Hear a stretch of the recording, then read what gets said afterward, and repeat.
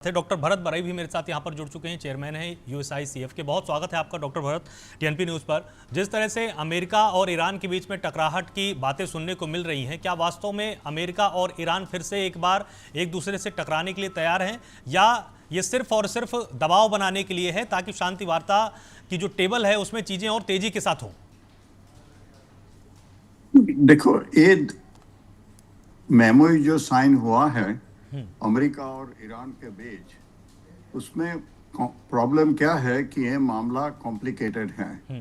ये वॉर और टकराव जो है सिर्फ अमेरिका और ईरान के बीच नहीं है। खाड़ी के 6 देश हैं, सऊदी अरेबिया, ओमान, कतार, कुवैत, बहरीन, वो सब है। दूसरी तरफ इजराइल है और लेबनान है।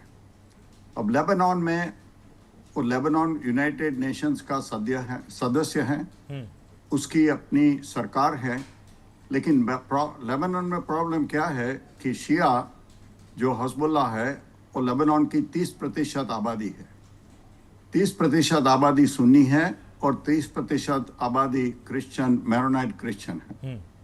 तो 2 दिन पहले लेबनान की सरकार, जिसके प्रमुख है मिशेल आउन, जिसके प्रधानमंत्री हैं नवाज सलाम जो सुन्नी है, उन लोगों ने इजराइल के साथ एग्रीमेंट किया है।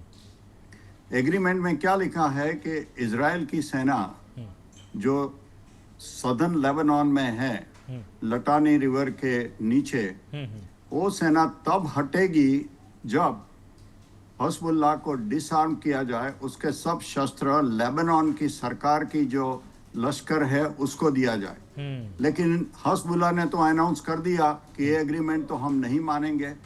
तो प्रॉब्लम क्या हो रहा है कि लेबनान सरकार एग्रीमेंट करती है इजराइल के साथ और हिजबुल्लाह बोलते हैं नहीं, हम नहीं मानेंगे। तो फिर इजराइल को अपनी सुरक्षा भी करनी पड़ती है, उसको भी अपने नागरिकों की रक्षा करनी पड़ती है। तो जब तक हिजबुल्लाह जो लेबनान की सरकार है, जो यूनाइटेड नेशंस के सदस्य हैं, उसका नहीं मानेगा, तब इजराइल और हिजबुल्लाह के बीच कैसे होगा। दूसरा, इजराइल और लेबनान ईरान से 2000 किलोमीटर दूर है। लेबनान के मामले में ईरान को क्या लेना देना है। लेबनान एक स्वतंत्र देश है, यूनाइटेड नेशंस का सदस्य है। ईरान 2000 किलोमीटर बैठे बैठे क्यों उसमें अंदरी मामलों में हस्तक्षेप कर रहा है।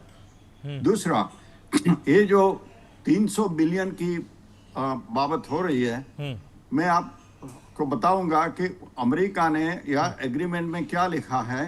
America will assure $300 billion worth of reconstruction money available. तो उसमें लिखा नहीं है कि अमेरिका उसको पैसा देगा, और वो जो पैसा है लोन होगा या ग्रांट होगी। मेरा ख्याल है कि खाड़ी के देश और प्राइवेट इन्वेस्टमेंट, उससे अमेरिका $300 बिलियन ला सकता है। लेकिन अमेरिका में भी काफी ऑपोजिशन है कि ईरान को कैसे एक भी पैसा देने का है, क्योंकि कोई कांग्रेस यूएसए में ईरान को एक पैसा देने के लिए मंजूर नहीं है, क्योंकि ईरान के लिए कोई ट्रस्ट नहीं है। अब तक जो ईरान कर रहा है, सब लोग बोलते हैं कि हाँ, लड़ाई में नहीं पड़ना है, लेकिन ईरान को कुछ भी मदद, आयतोल्ला रेजिम को, मैं ईरान के प्रजा की बात नहीं करता हूँ, ईरान के प्रजा तो बहुत होशियार है, लेकिन ये जो आयतोल्ला रेजिम है 40 साल से, उन्होंने अपने ही लोगों को दबा रखा है, अपना ही लोगों को मशीन गन से मारा है जनवरी फरवरी में, अपने ही महिलाओं की खोपड़ियां तोड़ दी है। और अब उनकी जो ऑयल की कमानी थी, ऑयल और गैस की 40 साल की, सब हिजबुल्लाह, हमास, इस्लामिक जिहाद, हुथी, सबको पैसे और शस्त्र देकर तूफान करवाया है मिडल ईस्ट में, और अपने पैसे अपनी प्रजा के लिए इस्तेमाल नहीं किया है, लेकिन ड्रोन बनाना, मिसाइल बनाना, उसके लिए इस्तेमाल किया है। दूसरा, इजराइल कभी भी वो नहीं मानेगा कि हमारी सुरक्षा दूसरे किसी के हाथ में हो। वो अमेरिका को भी नहीं मानेगा, क्योंकि इजराइल भी एक स्वतंत्र देश है और लोकतांत्रिक देश है। उसके जो प्रधानमंत्री है नेतन्याहू, उनको अपनी प्रजा को जवाब देना पड़ता है।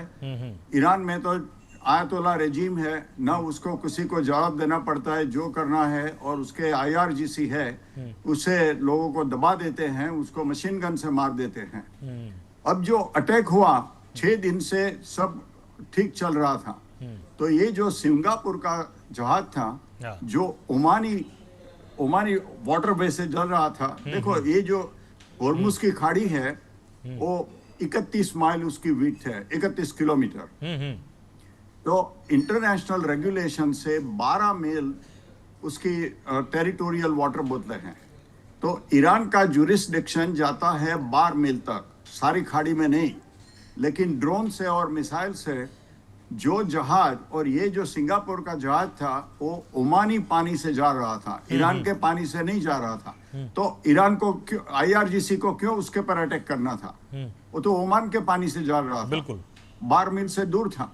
लेकिन ये जो IRGC है, मेरा ख्याल है वो उसके कमांड में नहीं है।